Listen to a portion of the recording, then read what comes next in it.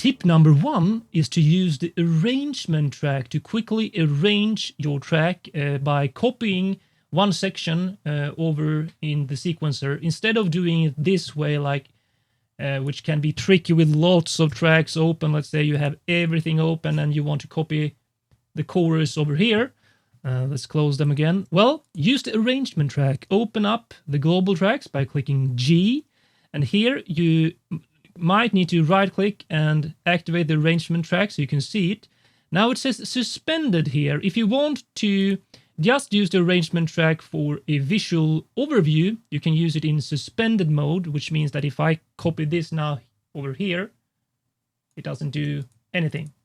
By the way, let's add one right over here. You click this plus sign right here and you get a new section. Then you can left click and drag it down like this. So this is now an outro. Double click and rename it.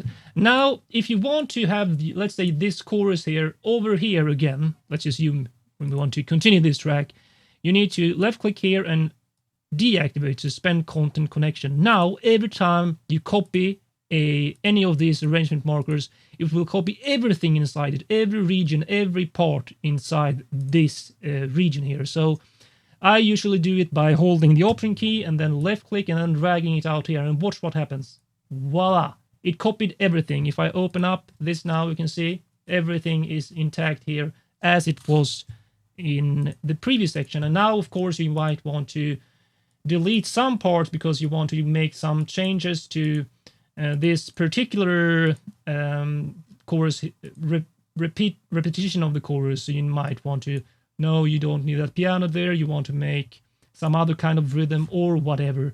Or you can, of course, if you are not happy at all, just click this and delete. It deletes everything in this arrangement region. So that is arrangement regions, which is an amazingly efficient way to work fast with the arrangement of your music.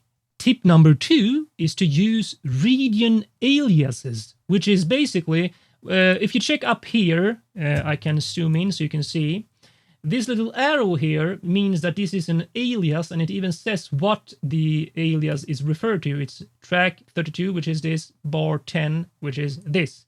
So these are essentially mimicked copies of this. Instead of, if I zoom out again, instead of if you use this and then copy it over here with Option, holding down the Option key and doing it like this, or using Command R to replicate the region, you can instead, if I delete this, hold down Option and Shift and then drag out, and watch what happens. You see this arrow. Now you can replicate this, Command R, voila. Now these three are the exact same as this, with the difference that if I make a change here on this specific region, all this will follow, compared to if you had like this, the ordinary way, just copy over the region. If I make a change here, it will not be mimicked in these regions. So this can be a great way to speed up your workflow if you want to repeat a section. It's basically a loop of this region here that changes if you change the original region. Now, let's say you want to use these, but you want to make a change on this particular alias here. So let's say you're happy with it repeating here and here, but here you want some little change in the performance. Well, select that region and then Control A, and now turns that alias into a real region. Now I can go in here, make a change there, and as you can see, it changed. And perhaps you want to delete this and now use this one as the alias region. Option, Shift, left click, drag, and now this is an alias to this region, and this is an alias to this region. And again, whenever you need to get back and make a real region from it, if you want to make changes, left click, Control A, and it turns the alias into a new region. Tip number 3 is to use the selection area to do some changes in your track. For example, let's say if you want to do changes in this chorus here. Well, if you select some region here and then use the letter U to make the selection area here, now you can control and left click here to bring up this menu where you can, for example, repeat these sections so the chorus will be repeated. Let's use that for now. Voila! And now you have the chorus twice here if you want to extend it. Let's go back. You can control left click here and use, for example, cut section. Remove that entire chorus. Well, let's not do it. Yeah, I did. Well, Command Z to get back. And then perhaps you want to insert silence here because you want to add something here which is different. Let's say a pre-chorus or whatever. So basically, select anything here or make the selection of the selection area yourself. I usually just select something and then press U. So this, for example. And then you can control left click and do various changes like repeat the region and so on. And also you can actually select everything within the selection area, which is basically get the selection area cycle here and then Shift L. And now it selects everything that is within this area here. Tip number 4 is to use a chord track, which I call my story track, which is basically where I record the main chord, harmonic and rhythmic progression or whatever you want. Basically your story, your main storyline of your music. And then I use it here at the top of the sequencer in a track. I labeled story, but not only that, I actually labeled each of these parts with the chords that go inside it. So for example, if you look at this here, you can see if I zoom in here that I've used E flat, F, E flat, and G minor.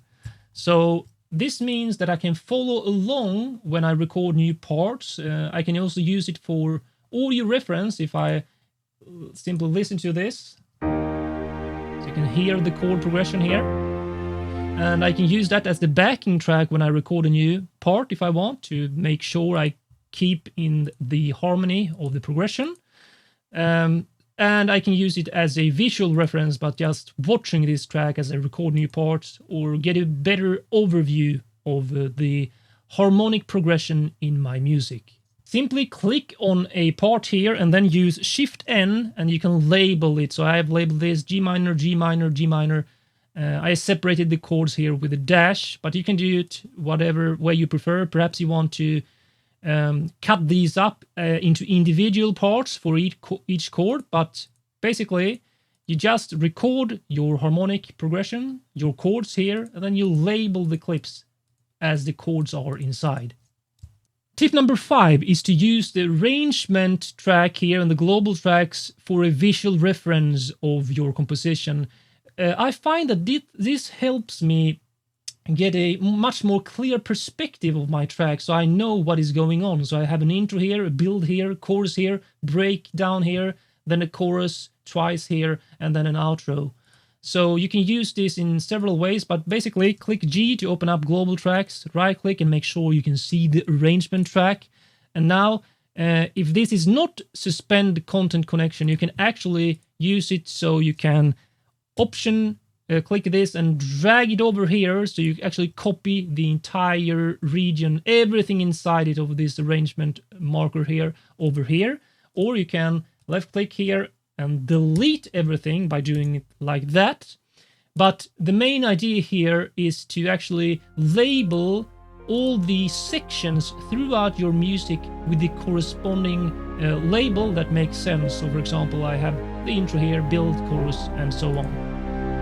Subscribe now and watch a lot more videos on composing music, producing music, sound design, Logic Pro X and much more. I'll see you in the next video, my friends.